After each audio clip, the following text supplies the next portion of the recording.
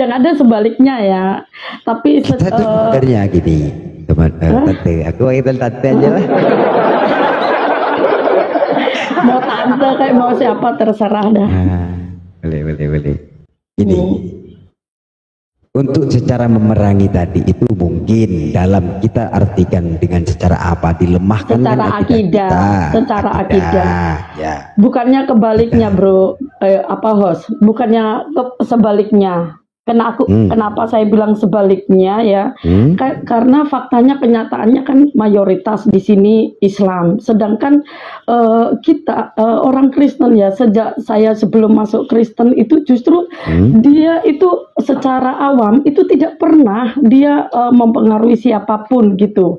Nah, contohnya saya ketika tahu kekristenan kan justru dari Islam itu sendiri, betul? Karena kan ajaran Islam kan selalu menyinggung bahwa ketika di ajaran kisah Nabi Isa ya, di mana Nabi Isa adalah nabi yang dituhankan orang Kristen. Nah, saya yang nggak tahu sama sekali tentang kekristenan kan berpikir, apa benarkah Nabi Isa itu nabi yang dituhankan orang Kristen? Artinya kan saya secara diam-diam belajar lah. Kalau dulu mungkin karena tinggal di pelosok ya kurang fasilitas-fasilitas seperti itu. Tetapi kan media sosial semakin canggih, nah pengetahuan semakin banyak. Nah dari situ kan kita cari sendiri seperti itu. Artinya di situ ada peran Tuhan ya kalau menurut saya. Setiap manusia itu bahwa ada peran Tuhan ya. Tinggal kita, setiap manusia itu pasti ada peran Tuhan dalam arti kita dari roh itu ya, dari sumber kebenaran itu.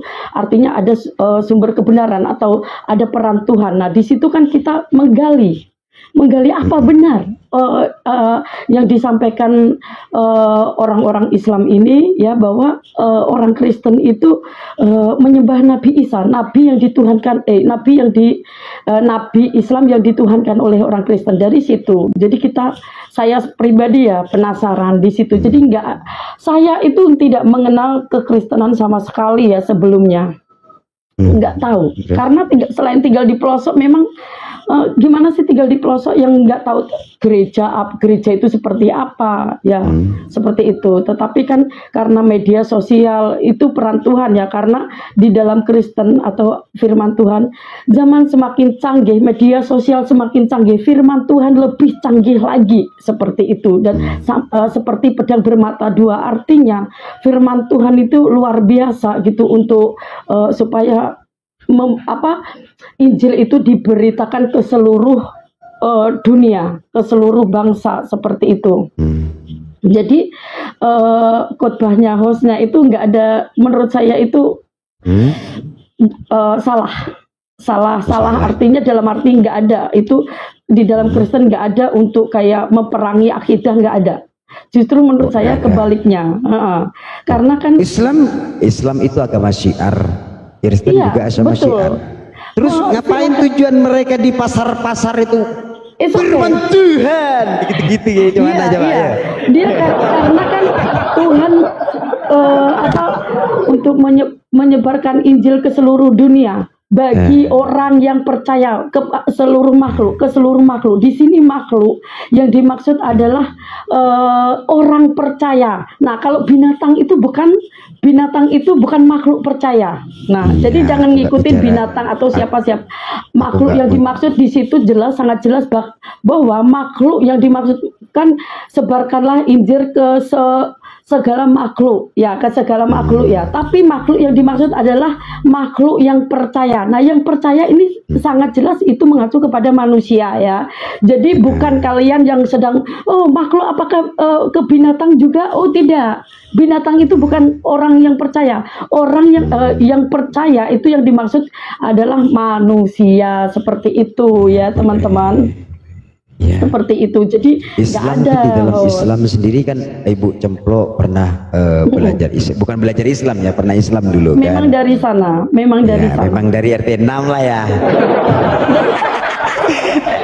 Dan dari Muslim dulu. Nih uji plotnya dari Muslim dulu. Iya, dari Muslim ya. Saya bukan asli Oten. Sekarang jadi Oten. Mau nanya sedikit ini Bang Jan sama Ibu Cempluk Tante. Ya silakan. Tadi kan Tante Cempluk kan mengatakan bahwa dengan pengetahuan yang masih awam karena tinggal di pelosok, berusaha memahami siapakah Nabi Isa itu, apakah betul Tuhan atau tidak, tanpa pengajaran dari Kristen. Betul ya. Terus berarti belajarnya kan hanya dari Al-Quran. Mungkin bisa tunjukkan di mana Al-Quran itu menyatakan bahwa Nabi Isa itu adalah Tuhan. Iya, betul. Ya, yes. Ya, jadi memang di dalam Islam saya nggak pernah diajarkan bahwa contohnya Nabi Isa itu disalib. Ya, nggak pernah diajarkan Nabi Isa disalib memang. Semakin hari ya memang bapaknya anak-anak ini orang yang taat agama. Untuk mengimbangi dia taat agama, saya lebih kusuk ngaji sehingga saya sering diskusi sama Ustadz langsung ya. Jadi di situ saya mengingat kembali sekolah saya di Madrasah Ibtidaiyah Muhammadiyah. Saya lihat jam terus karena saya mau ini anak sekolah. Ya. Ya, baik. Jadi pertanyaan saya begini, di dalam Al-Qur'an itu memang tidak mengatakan bahwa dia bukan masalah salibnya, tapi mengatakan bahwa Nabi Isa itu adalah Tuhan. Oh, tidak pernah. Lalu tidak pernah. Saya dari ketika pemahaman saya sama persis seperti yang kalian pahami. Nah, tetapi ketika saya menggunakan hati nurani saya itu yakin dan percaya bahwa ya ketika saya masuk ke dalam zamannya Nabi Isa, dan saya yakin kisah Nabi Isa itu viral pada zamannya. Itu pertama kali saya menggunakan hati nurani saya karena saya memang tidak paham tentang kekristenan, dan saya tahu Kristen itu hanya orang Kristen ibadah di gereja, kitab sucinya Injil, selebihnya mungkin dari Nabi Isa itu ya, itu doang. Jadi saya menggunakan hati nurani bahwa Nabi Isa itu viral pada zamannya ya, dan saya itu yakin dan percaya bahwa tidak mungkin ketika disalib itu tidak mengenalnya. Saya masuk ke dalam zamannya, saya merasakan saya masuk ke dalam zamannya sehingga saya yakin dan percaya bahwa yang disalib Nabi Isa. Itu. Terusan memang di dalam Islam saya sama seperti kalian, tetapi ketika saya menggunakan hati nurani saya saja ya, karena saya tidak paham tentang kekristenan waktu itu, sehingga saya menggunakan hati nurani, saya yakin dan percaya bahwa masuk ke dalam zamannya, saya nggak mungkin ketika dia disalib saya nggak mengenalnya. Itu aja. Maaf Tante. Ketika mengatakan masuk ke zamannya itu maksudnya gimana itu? Masuk ke dalam zamannya artinya kalau waktu itu di zamannya Nabi Isa nggak mungkin ketika disalib, karena kan kalau kita lihat dari kisahnya nggak mungkin ya, maksudnya banyak yang ada Bunda Maria, banyak yang menyaksikan. Artinya kalau saya pun contohnya kayak orang tua ya, orang kita dilahirkan orang tua. Nah, orang tua kita diserang orang, masa ketika mati sampai mati, apakah kita nggak mengenal orang tua kita kalau ada di situ, dua teman? Tante. Nah, di situ Tante, ketika Nabi Isa ini adalah seorang nabi yang sangat dimuliakan, orang termasuk golongan orang-orang yang saleh, ketika dia dalam keadaan genting, apakah tidak mungkin Allah itu bisa menolongnya?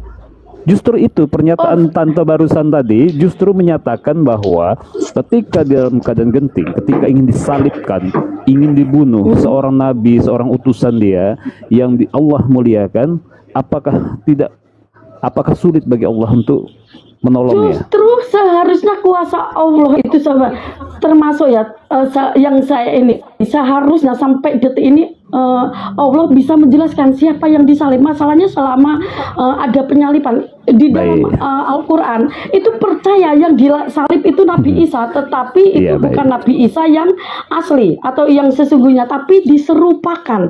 Nah, sampai sini Allah kan Allah Subhanahu wa Ta'ala tidak pernah menjelaskan siapa yang disalib.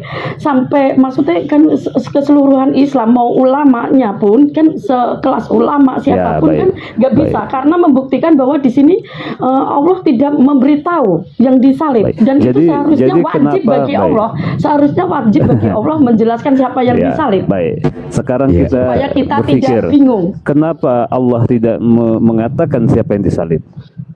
Karena Allah ingin menguji, bentar saya jawab ya. Karena Allah ingin menguji manusia untuk berpikir, untuk merasakan, untuk mengimani apa yang dikatakan. Ketika Allah mengatakan itu bukan, ya bukan. Perkara siapa yang disalibkan, nanti silahkan kita menelusuri teologi seperti apa, sejarahnya seperti apa. Kita diciptakan akal untuk berpikir. Jadi tidak semua hal di dunia ini ketika kita dilahirkan ini semua mau disuapin. Jadi Allah menguji, dunia ini kan tempat ujian. Tante kan pernah di madrasah itu, bagaimana kita untuk apa kita di dunia ini, mampir di dunia ini untuk apa, kan seperti itu. Jadi kita diuji untuk mengetahui siapa, nggak perlu disuapin semuanya. Begitu Tante. Bang, rebusin air abang, buat adik mandi. Silakan Bang John. Ya, kalau itu ujian, nggak mungkin ujian itu sampai berlarut-larut ya, maaf kata ya. Karena firman Tuhan itu ya dan amin. Dan bagi saya, kalau itu firman Tuhan yang sesungguhnya, nggak ada kata serupakan. Karena kalau kita, ya karena saya sudah masuk ke dalam ini ya, firman Tuhan atau yakin dan percaya bahwa di dalam Alkitab itu sumber kebenaran, dan dia menjelaskan bahwa firman Tuhan itu ya dan amin, nggak ada kata serupakan, nggak ada kata kecuali atau tadi Tante sempat tadi Tante sempat mengatakan bahwa Nabi Isa ini viral pada masanya, ya kan? Iya, viral pada zamannya atau viral pada zaman. Baik, kita korelasikan pemahaman di dalam Islam.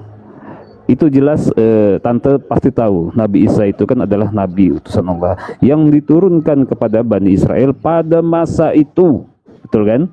Pada masa itu. Kalau kita korelasikan, betul. Yesus sendiri mengatakan bahwa tidaklah aku turun ke dunia ini kecuali untuk domba-domba yang tersesat dari kaum Bani Israel. Lalu di Matius 10, 5-6 kan juga dijelaskan, janganlah kamu menyimpang ke negeri orang-orang yang bukan orang Yahudi atau masuk ke dalam kota orang Samaria, melainkan pergilah kepada domba-domba yang hilang dari umat Israel. Di situ jelas mengatakan bahwa ajaran dari Yesus ini untuk hanya bangsa untuk Israel. bangsa Tidak. Dia Allah, dia Tuhan atau Allah Abraham, Ishak dan Yakub.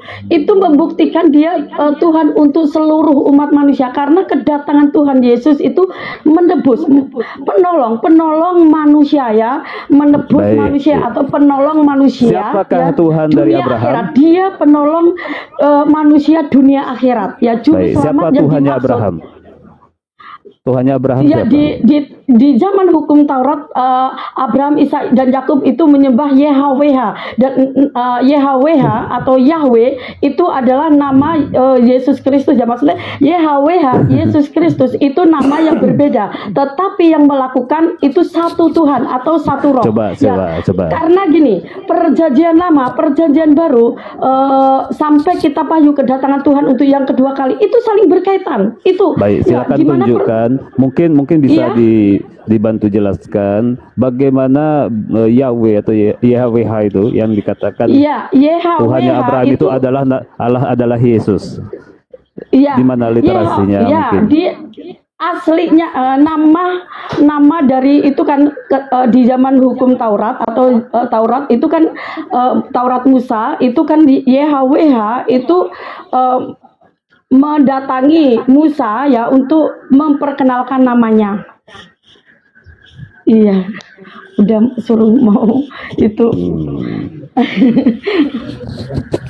Ya, di situ kalau ya, masih sibuk. Di zaman hukum Taurat sedikit, aku introduksi sedikit. Lanjut. Aku introduksi sedikit. Ngomong-ngomong, puasa nggak hari ini? Oh, saya anak-anak puasa ya, saya karena anak-anak kan iya anak-anak puasa, suami saya puasa, kadang saya ngikutin mereka karena kan saya nyiapin sahur, nyiapin apa buka puasa. Oke, kita langsung saya tadi kembali ke substansi lanjut. Saya cuma nanya aja, lanjut. Iya seperti itu. Oke, saya cuma mau jelasin sedikit ya Bu Cemplok ya. Silakan. Kenapa Allah merahasiakannya? Oh, ya. Kenapa Allah merahasiakannya siapa yang sebenarnya disalib? Nah ini sebetulnya.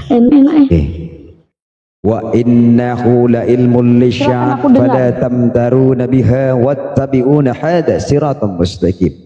Sesungguhnya kata Allah, sesungguhnya dia Isa benar-benar menjadi pertanda akan datangnya hari kiamat. Oleh karena itu janganlah sekali-kali kamu ragu tentang hari kiamat. Nabi Isa akan diturunkan lagi ke bumi untuk menjelaskan apa? Bahwa untuk menjelaskan bahwa bukan akulah yang disalib. Nabi Isa yang akan menjelaskan sendiri nanti ketika Nabi Isa akan turun lagi ke bumi, bahwa Yesus pun akan turun lagi ke bumi sebagai anak manusia. Jadi nggak mengurangi rasa iman kita. Intinya apa poinnya? Mau yang disalib itu Yudas, mau yang disalib itu adalah Simon, itu Allah, kita nggak peduli. Intinya apa? Intinya kita itu titik poinnya siapa? Titik poinnya adalah Nabi Isa. Nabi Isa diselamatkan.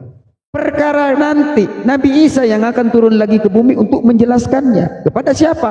Ya kepada kaumnya Nabi Isa, karena Nabi Isa diutus untuk bangsa Israel. Itu penjelasannya. Suatu tanda-tanda akan datangnya hari kiamat nanti, ketika nanti turunnya Nabi Isa akan menjelaskan kepada siapa? Kepada kaum-kaumnya.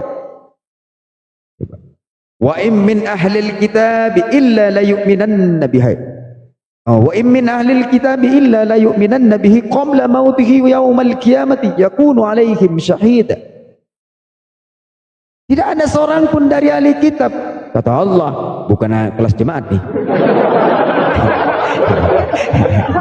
Bukan kelas, tidak ada seorang pun dari ahli kitab kecuali akan beriman kepada Nabi Isa menjelang kematiannya. Jadi Nabi Isa akan yang menjelaskan sendiri kepada kaumnya nanti, bukan kepada kita. Kita mah udah umat Rasulullah, nggak perlu jelasin kepada kita. Kita umat Rasulullah. Jadi Nabi Isa tidak mungkin menjelaskan kepada umat Muslim. Kami meyakini Nabi Isa yang akan turun menjelaskan seperti itu. Kepada siapa? Kepada kaumnya. Itulah kira-kira. Jadi kalau permasalahannya nanti bukan kepada kita, menjelaskan siapa? Aku nggak disalib, potan. Gitu, kira-kira gitu. Kira-kira gitu penjelasannya. Moga-moga aja bisa dipahami teman-teman di bawah maupun di atas. Silakan Bang Beb, lanjut. Oh lanjut. Iya. Tadi maaf sebentar. Kamu tadi bilang kan Bro John Beleng-Beleng kan bilangnya kalau apa nggak peduli siapa yang disalib.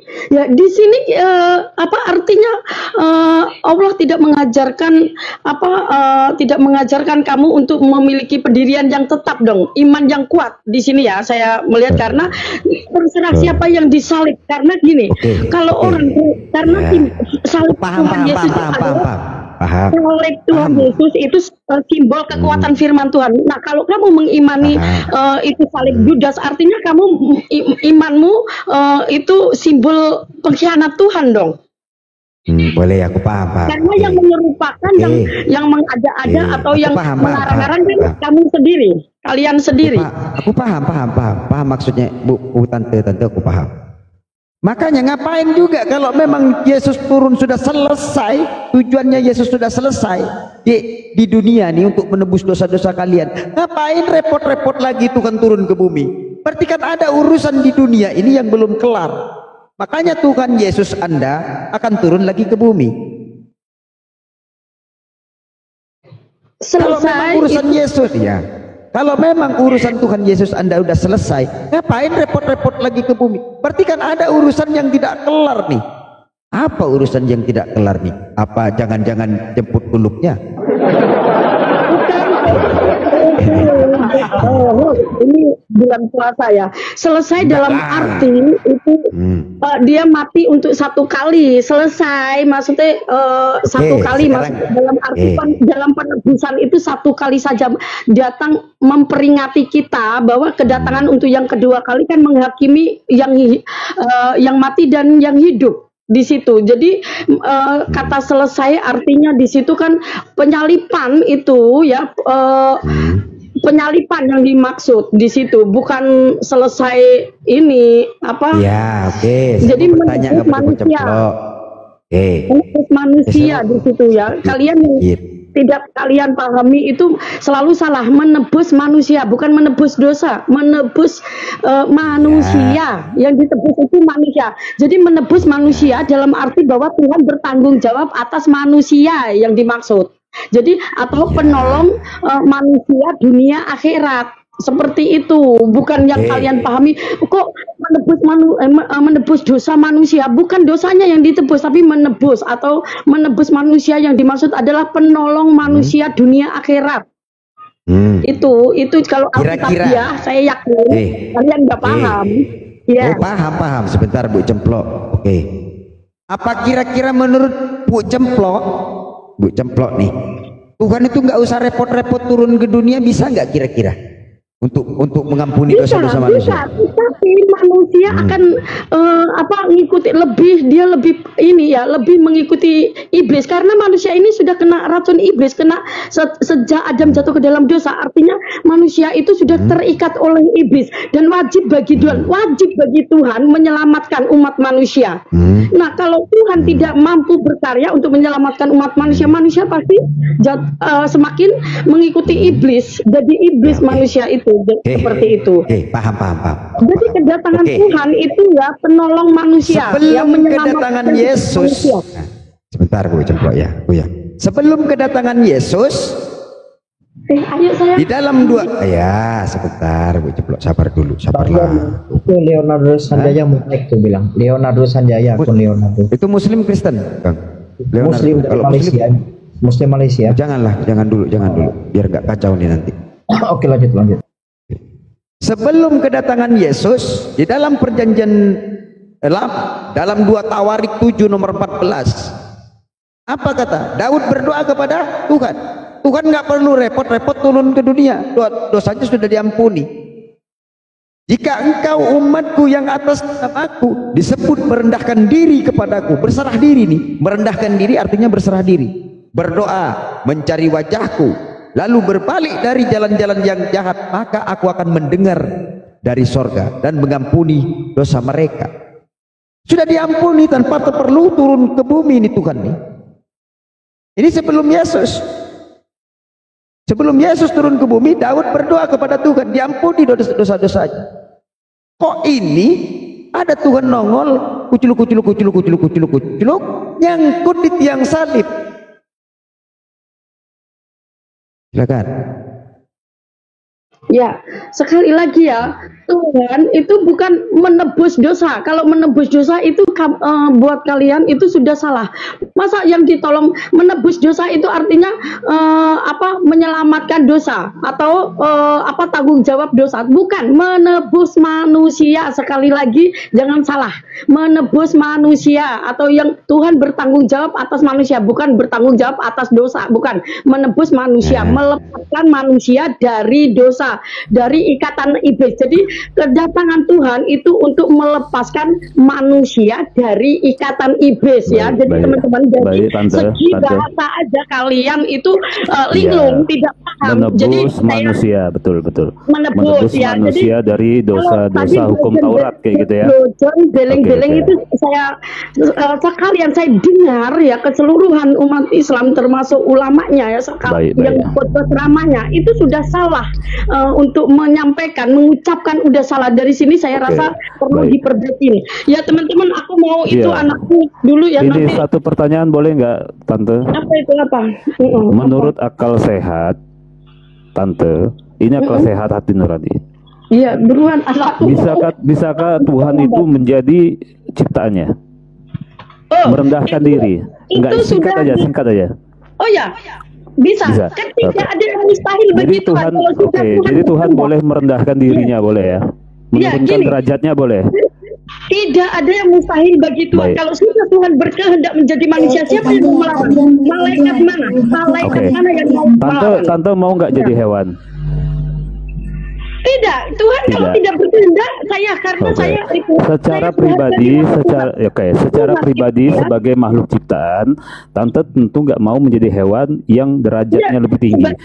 Dengan akal sehat kita, karena saya berharga. Kalau kita orang Kristen berharga di mata Tuhan, kita Kita makhluk yang paling berharga di mata Tuhan. Silakan kalau Tuhan, kalau kamu tidak berharga di mata Tuhan itu silakan. Tapi saya jawab ya.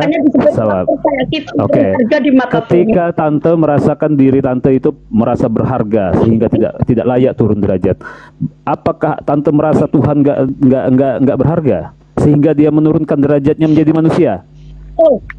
Saya bilang tidak ada yang mustahil bagi Tuhan. Itu pandangan kalian tidak ada yang mustahil. Makanya saya mengatakan dengan akal sehat. Makanya saya tanyakan dengan akal sehat. Kamu yang menolak karena dari situ kamu menolak penebusan atau menolak pertolongan Tuhan. Membuktikan tante aja kamu nggak mau turun menjadi tante aja nggak mau turun derajat jadi hewan. Tuhan datang itu untuk menolong manusia dari kita. Terus kamu menolak. Silakan. Ya, host, aku mau ini nanti kalau ada waktu kita gabung lagi. Tante yang membatasi Tuhan berarti. Kamu dibukakan pikiran hati supaya makanya nanti tante berpikir apakah Tuhan itu bisa menurunkan derajatnya ya. Tante pikirkan lagi kenapa Tuhan harus menurunkan derajatnya. Ini kan lucu, pemikiran yang lucu ya kawan-kawan ya bagi umat Kristen ini kan. Ketika ditanya apakah kalian mau turun derajat menjadi hewan? Tidak. Bahkan tadi dikatakan bahwa kami adalah makhluk yang manusia ini tadi katanya yang baik lah, yang bagus. Lalu mereka berpendapat bahwa Tuhan bisa menurunkan derajatnya. Apakah Allah ini bukan sesuatu yang hebat? Dengan alasan apa? Untuk menebus dosa. Ketika ditanya lanjutan misalnya, apakah ketika menolong misalnya hewan yang ini babi lah misalnya, seperti sering disampaikan oleh kawan-kawan, apakah Tuhan harus menjadi babi atau kambing atau apa ketika kambing itu harus diselamatkan? Nah, di sinilah perlu kita akal sehat yang berpikir, yang cerdas lah, yang baik lah, yang akal sehat. Silakan kembali host. Iya, Opa. Selamat pagi.